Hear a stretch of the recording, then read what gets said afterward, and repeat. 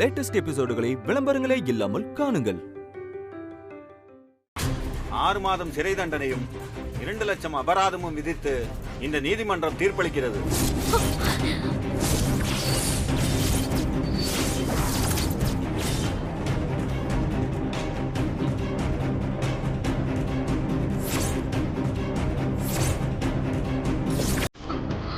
நிறுத்துங்க.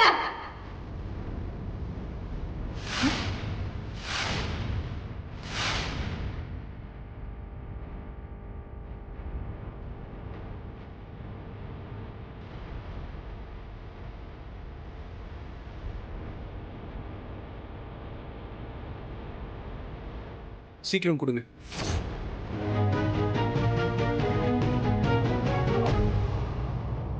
ஐயா, வித்யா வந்துட்டாங்க.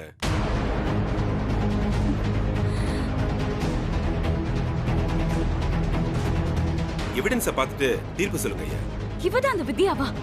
இத்தனை நாள் வாணின்னு சொல்லி எல்லாரையும் ஏமாத்திருக்கா. ஐயா, இவன் விஷம் குடிக்கவே இல்லைங்கய்யா. வாருமா, எதுவா இருந்தாலும் கூண்டுல ஏறி சொல்லுமா. சார், அவளை நம்பாதீங்க, அவ போய் சொல்றான். இவன் விஷம் குடிக்கவே இல்லைங்கய்யா, எல்லாமே நடிப்பு.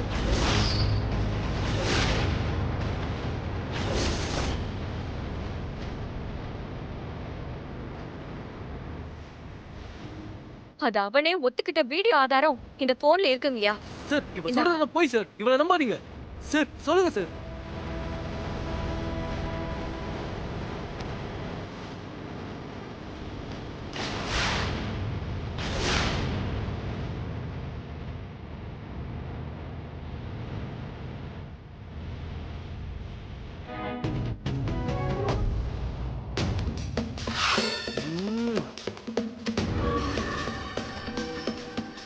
ஏய் மச்சான், நீ நிஜமா விஷம் குடிச்சியா?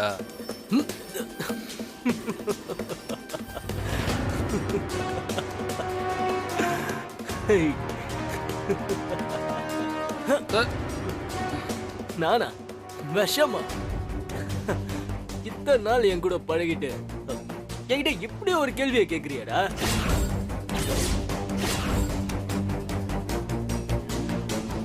அவ ஓடி போனதுக்கு நான் ஏன்டா விஷத்தை குடிக்கணும்?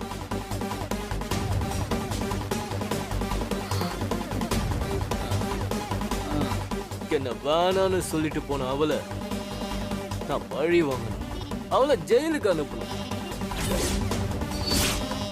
அதுக்காக தான் இப்படி ஒரு டிராமாவே பண்ண. டேய், ரொம்ப தைரியம்டா உனக்கு. நீ பண்ணுற ட்ராமா யாருக்காவது தெரிஞ்சதுன்னு வையேன், அவ்வளோதான். மானசாவுக்கு பதில் நீ உள்ள போகிற மாதிரி ஆகிடும். ஏய், அதுக்கெல்லாம் சான்ஸே இல்லைடா. இந்த உண்மை என்ன தவிர வேற யாருக்குமே தெரியாது. அந்த அக்ரிமெண்ட் கூட என்கிட்ட தான் இருக்கு. அப்புறம் எப்படிடா அவளால தப்பிக்க முடியும்? ஏய், நாளைக்கு இந்நேரம் அவ ஜெயில கம்பிய நீட்டு இருப்பா. அவ அப்படியே பகச்சுக்கிறாளா? என்கிட்ட வச்சுக்கிட்டா செத்தா அவ.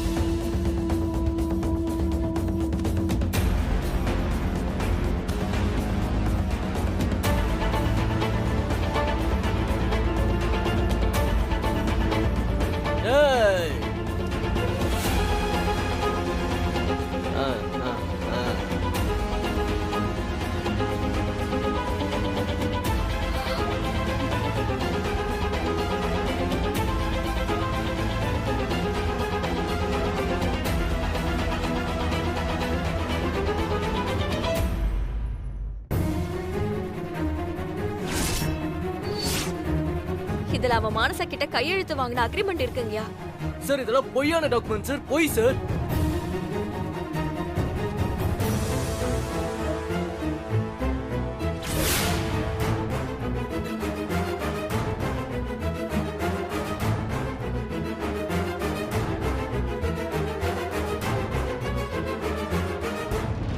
இதெல்லாம் பொய்யான டாக்குமெண்டா? இந்த வீடியோல இருக்கிறது நீங்க இல்லையா? ஒரு பொய்யை நிரூபிக்க பல பொய்யான ஆதாரங்களை உருவாக்கிட்டா அந்த பொய் உண்மையாயிடாது. அமெரிக்கால இந்த மாதிரி அக்ரிமெண்ட்ஸ்லாம் ரொம்ப கேஷுவல் தான். அதனாலதான் அவகிட்ட இதுல கையெழுத்து வாங்க. அவளை டைவர்ஸ் பண்ணுன்ற எண்ணத்துல எல்லாம் நான் கையெழுத்து வாங்கல. முதல்ல அக்ரிமெண்ட்டே போடலன்னு சொன்னீங்க, இப்ப எப்படி ஒத்துக்கிறீங்க? சார் அது அப்ப பாய்சன் சாப்பிட்டது நடிப்புன்னு நீங்களே சொல்லியிருக்கீங்களே. அது ஏதோ போதையில தெரியாம உளறிட்டேன் சார். உளரல, உண்மையை சொல்லியிருக்கீங்க.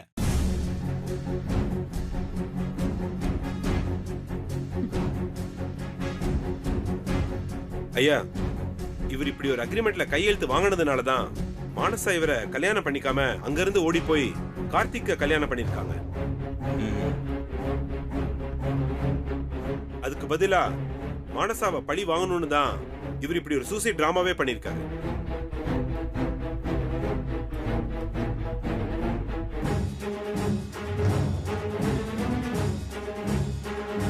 தப்பே செய்யாத ஒரு பொண்ணு மேல பழி போட்டு ஜெயிலுக்கு அனுப்ப முயற்சி பண்ண இவருக்கு நீங்க தண்டனை கொடுக்கணுங்க ஐயா. இவர மாதிரி ஆளுங்களை நீங்க மன்னிச்சே விடக்கூடாது. முன்விரோதம் காரணமாக ஒரு அப்பாவி பெண் மீது வீண் பழி சுமற்றி பொய்யான ஆதாரங்களை உருவாக்கி அவருக்கு தண்டனை வாங்கி கொடுக்க முயன்ற குற்றத்திற்காக அபி என்கிற அபிஷேகிற்கு 6 மாதம் சிறை தண்டனை விதிக்கிறேன்.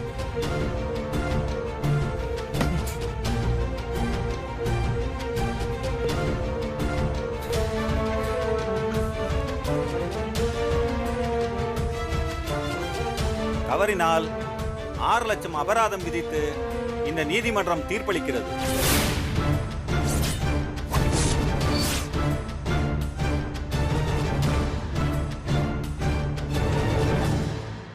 ஒரு நிரபராதியை காப்பாற்ற கடைசி வரை போராடிய வழக்கறிஞர் மதியழகனை நான் மனதார பாராட்டுகிறேன். ஐயா, இந்த பாராட்டுக்கு சொந்தக்காரன் நான் இல்ல, வித்யா தான்.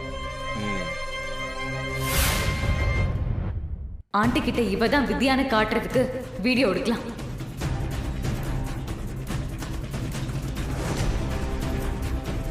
அவங்க இந்த எவிடன்ஸை கலெக்ட் பண்ணி கொண்டு வந்து கொடுக்கலன்னா இந்த வழக்கு வேற மாதிரி போயிருக்குங்க ஐயா. வித்யா, முன்னாடி வாமா.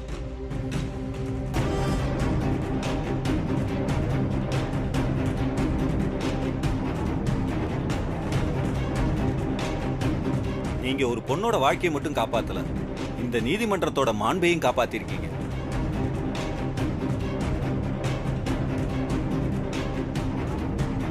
நீதிமன்றத்து மேல மக்களுக்கு இருக்கிற நம்பிக்கையை காப்பாத்திருக்கீங்க.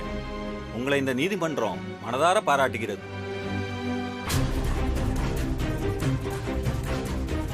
உண்மைங்கிறது சூரியன் மாதிரி, அதோட வெளிச்சத்தை பொய்யுங்கிற 2 கையை வச்சு மறைக்க நினைக்கிறது முட்டாள்தனம். அது இந்த நீதிமன்றத்துல இன்னொரு தடவை ப்ரூவ் ஆயிருக்கு.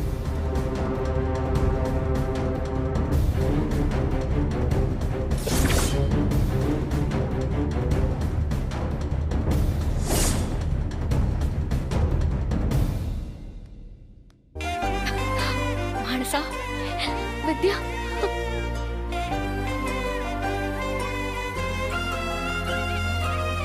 உனக்கு ஒண்ணும் இல்ல மானசா. நீ நிரபராதின்னு நிரூபிச்சிட்ட. இனி உன் வாழ்க்கையில எந்த பிரச்சனையும் வராது.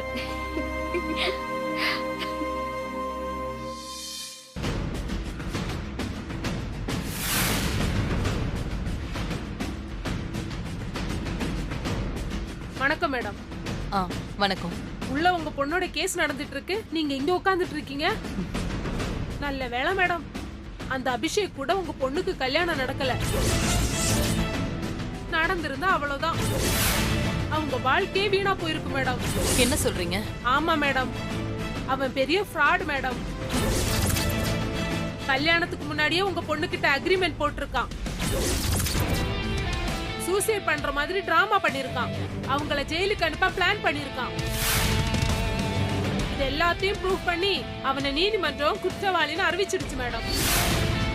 உங்க பொண்ணை காப்பாத்திட்டாங்க மேடம். வரேன் மேடம்.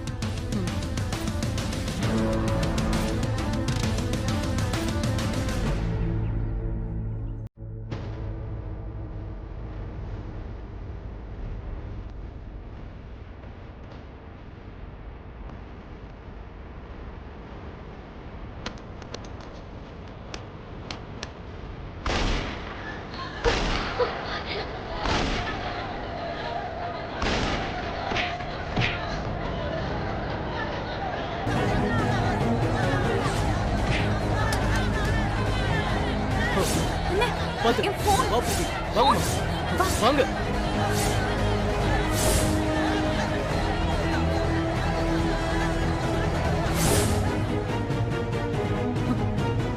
குடிச்சா என்ன பேசுறோம்னு தெரியாதா உனக்கு? இப்படி உளறி வச்சிருக்கியே. அந்த டாக்குமெண்ட்ஸ் அன்னைக்கே கிழிச்சு போடாம அதையும் சேஃப்டியா வச்சிருந்தியா? இப்ப பாரு, எல்லாமே நமக்கு எதிரா வந்துருச்சு. இப்ப நம்ம ஆண்டி கிட்ட என்ன பதில் சொல்றது? சும்மா இரு.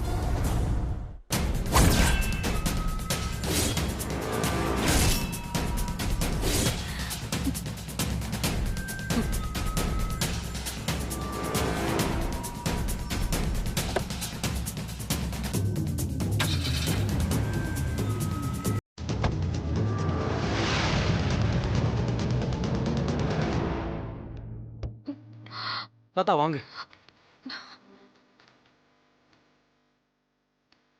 நீ இல்லைன்னா இந்நேரம் நான் ஜெயில இருந்திருப்பேன் வித்யா. மனசா, தேங்க்ஸ். இது என் கடமை மனசா. எந்த பிரச்சனை வந்தாலும் எப்பவும் நான் உன் கூடவே இருப்பேன். கார்த்திக்கும் தாத்தாவும் உனக்கு சப்போர்ட்டா இல்லாம இருந்திருந்தா என்னால உன்னை காப்பாத்திருக்கவே முடியாது. இல்லத்தா, நீ ஒரு ஆள் இல்லைன்னா இந்த கேஸ் வேற மாதிரி போயிருக்கும். எல்லா பெருமையும் உன்னை மட்டும்தான் சேரும்.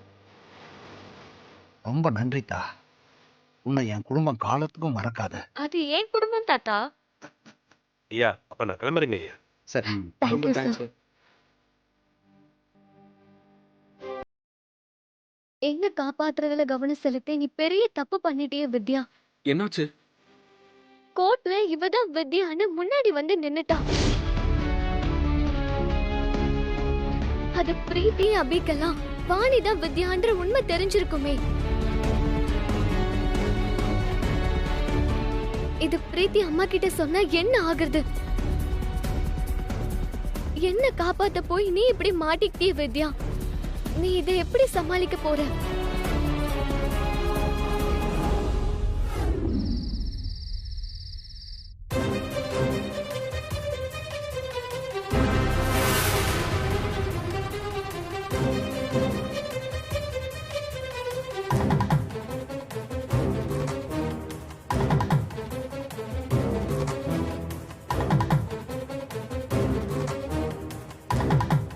என்ன வேதா, ஏன் அமைதியா உட்கார்ந்துருக்க? எப்பவுமே நீ எடுக்கிற முடிவு தான் சரின்னு பேசுவி. இப்ப பேசு. இப்பவும் அந்த அபி பண்ண தப்ப நியாயப்படுத்த போறியா? வீட்டு வாசல்ல வந்து நின்னு ஒரே ஒரு தடவை நான் சொல்றத கேளுங்கன்னு நம்ம பொண்ணு உன் கால்ல விழுந்து கெஞ்சினா. அவ சொன்ன எதையுமே நீ காதுல வாங்கல. அவ மேலதான் தப்பு இருக்குன்னு அவளை வீட்டை விட்டு வெளியே துரத்துன.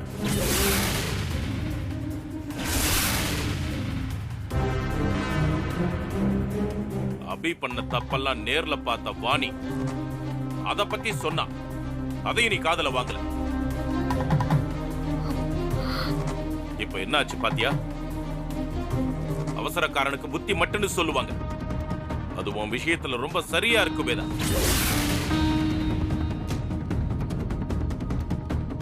அவசரமும் கண்மூடித்தனமான நம்பிக்கையும் தான் நடந்த எல்லா பிரச்சனைக்கும் காரணம்.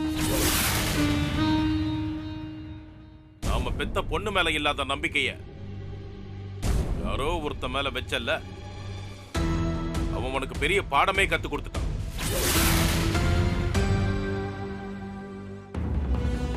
தப்பு பண்ணாத நல்லவன் மாதிரி எப்படி எல்லாம் நடிச்சான். வார்த்தைக்கு வார்த்தை மானசாவை தப்பா பேசினான். இப்போ மானசாவை ஜெயிலுக்கு அனுப்புறதுக்காக ஒரு சூசைட் டிராமா போட்டிருக்கான். கோர்ட்டு வர அவளை இழுத்து நம்மளையும் சேர்த்து அவமானப்படுத்தியிருக்கான். ஒருவேளை உண்மையை ப்ரூவ் பண்ண முடியாம போயிருந்தா என்ன ஆயிருக்கும்? மானசாவை ஜெயிலுக்கு அனுப்பிச்சிருப்பாங்க.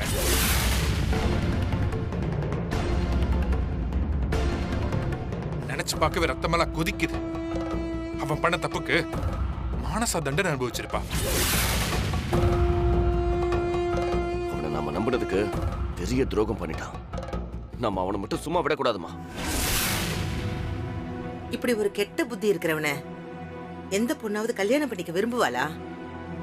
அதான் மானசா அவன் கூட வாழ பிடிக்காம போயிட்டான். அதுதான் உங்க தங்கச்சிக்கு புரிய மாட்டேங்குதே. இப்ப கூட உங்க தங்கச்சி அவன் மேல எந்த தப்பும் இல்ல, எல்லாத்துக்கும் காரணம் மானசாதான் சொல்லுவா. இவ தப்பான ஒருத்தனை மாப்பிள்ளையா பார்த்துட்டு இப்பவும் என் பொண்ணு மேலேயே பழிய போடுவான். ஒருவேளை அவனுக்கு மானசாவுக்கு கல்யாணம் ஆயிருந்தா அதுக்கப்புறம் அவன் அவளை எவ்வளவு டார்ச்சர் பண்ணிருப்பான். மானசாவோட வாழ்க்கையை நரகம் பண்ணிருப்பான். டேய், அவன் கொடுக்கிற டார்ச்சர்ல மானசா சூசைடே பண்ணிருப்பான். நம்ம பொண்ணுக்கு தப்பான வாழ்க்கையை கொடுத்து அவ உயிர் போறதுக்கு காரணமாயிட்டுமேனு உங்க அம்மாவும் குற்ற உணர்ச்சியிலேயே உயிரை விட்டுருப்பான். யாரையுமே ஓரளவுக்கு மேல நம்ப கூடாதுங்கிறதுக்கு இது ஒரு பெரிய எக்ஸாம்பிள்.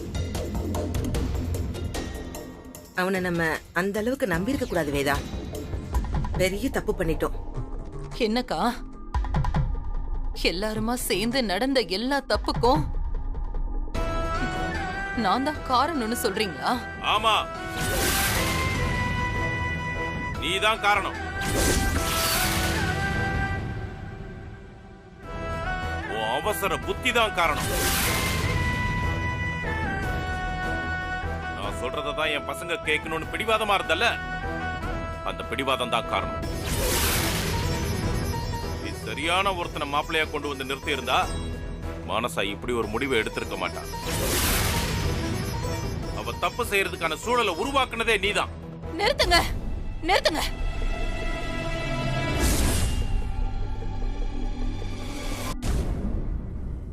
ஆமா, நான் தப்பு பண்ணிட்டேனே வெச்சுக்கங்க. என்ன வெச்சுக்கிறது? நீ தப்பு தான் பண்ணிட்ட, அதான் நிஜம்.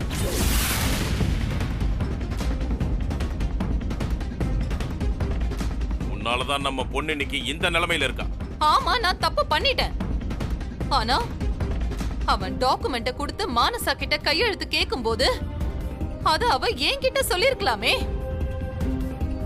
சொல்லியிருந்தா அந்த கல்யாணத்தை நானே நிறுத்திருப்பேனே. அதை விட்டுட்டு அந்த கார்த்திக் கூட ஏன் ஓடி போனா? எதுவா இருந்தாலும் வெளிப்படையா உங்ககிட்ட சொல்லணுமா? உன் பசங்களுக்கு நீ அவ்வளவு சுதந்திரம் கொடுத்து வச்சிருக்கிய வேதா? பாசங்கிற பேர்ல சர்வாதிகாரம் பண்ணிட்டு இருக்கிற நீ நான் சொல்ற மாதிரி தான் நடந்துக்கணும், நான் சொல்ற மாதிரி தான் பேசணும், நான் சொல்ற மாதிரி தான் சாப்பிடணும், நான் சொல்ற மாதிரி தான் தூங்கணும்னு எல்லாத்தையும் ஆர்டர் போட்டுக்கிட்டு உங்ககிட்ட ஷேர் பண்ணிக்கலன்னு உனக்கு கோவம் வேற வருதா?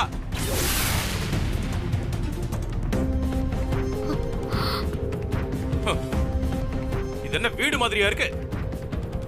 மிலிட்டரி பரேட் மாதிரில மாத்தி வச்சிருக்க. அப்படி இருக்கும்போது அவ எப்படி உங்ககிட்ட உண்மையை சொல்லுவா?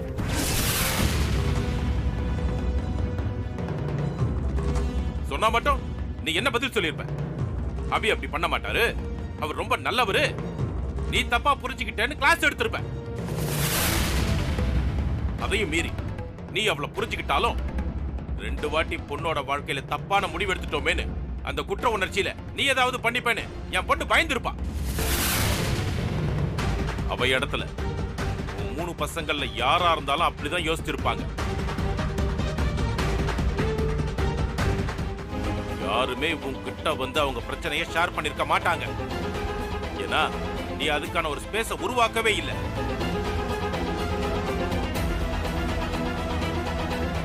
என்னடா என்னடா பாத்துக்கிட்டு இருக்கீங்க? உங்க விருப்பு வெறுப்பு எல்லாத்தையும் சொல்றதுக்கு நான் இடம் கொடுக்கலையாடா? நான் உங்ககிட்ட ஒரு சர்வாதிகாரி மாதிரியா நடந்துகிட்டேன்? நீங்க விரும்பாத விஷயத்த நான் கம்பல் பண்ணி செய்ய சொல்றேனா?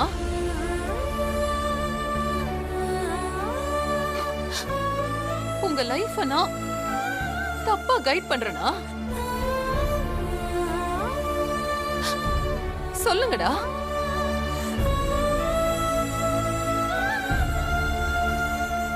சொல்லுங்க. இல்லம்மா. இல்லம்மா. டேய், ஏண்டா ஏண்டா இப்படி இருக்கீங்க? இந்த உலகத்துல வாயை திறந்து கேட்காம எதுவுமே கிடைக்காதுடா. எதையும் மாத்தவும் முடியாது. இப்ப கூட உங்க அம்மா செஞ்ச தப்ப அவளுக்கு சுட்டி காட்டி பேச மாட்டீங்களா? இல்லப்பா, அம்மா எங்களை எந்த விஷயத்திலுமே கம்பல் பண்ணதில்லை. எது நல்லதோ அதை தான் செஞ்சிருக்காங்க. இது நல்லா இருக்கும் செய்யணும் சொல்லுவாங்களே தவிர இது நல்லா இருக்கும் நீ செஞ்சு ஆகணும்னு சொல்ல மாட்டாங்க. அம்மா சொன்னா சரியாதான் இருக்கும், நாங்க ஏத்துப்போம், அவ்வளவுதான். அபி விஷயத்துல தப்பு நடந்ததால அவங்கள மொத்தமா குற்றவாளி ஆக்காதீங்க. டேய் போங்கடா. ஆம்பளை பசங்க அம்மா பசங்கங்கிறதுக்கு நீங்க 2 பேர் தான்டா உதாரணம். ஒரு செகண்ட்ல உங்க அம்மா பின்னாடி போய் நின்னுட்டீங்கல.